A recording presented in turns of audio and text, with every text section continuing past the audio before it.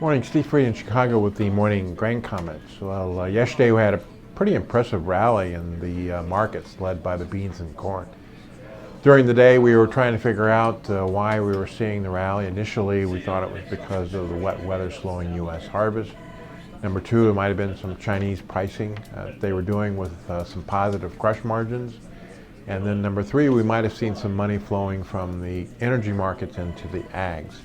After the dust is settled, we would also say that probably there's not as much beans moving in the U.S. as we expected. We came in with a low carry-in, and so the pipeline is pretty thin, and so I think the end users are reaching now for some beans to try to get some of the crush done. The long-range maps look drier and warmer, which should help harvest, which should help fill the pipeline. We hit some stops overnight above last week's highs in the beans, and that helped accelerate the overnight trade. Beans are up about 7 cents right now. Corn's unchanged, wheat's down about 2 cents. USDA will be back in business today. We'll be getting export inspections in the morning and the crop ratings and crop harvest progress in the afternoon.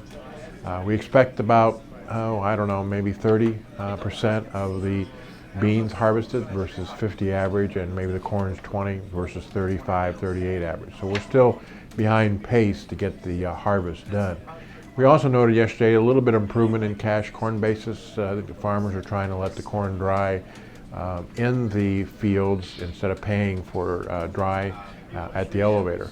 We also note that like in Iowa, the average corn price is $2.95 and beans are $8.60, and so those prices are relatively low for farmers to sell cash grain off the combine. Brazil planting is about 6% done. That's a little bit behind normal. We're watching some of the Mato Grosso dryness, and they're behind planting pace there, but long-range maps hint that this high-pressure ridge that's been keeping things warm and dry should break down this coming weekend. We start getting normal rains down in South America.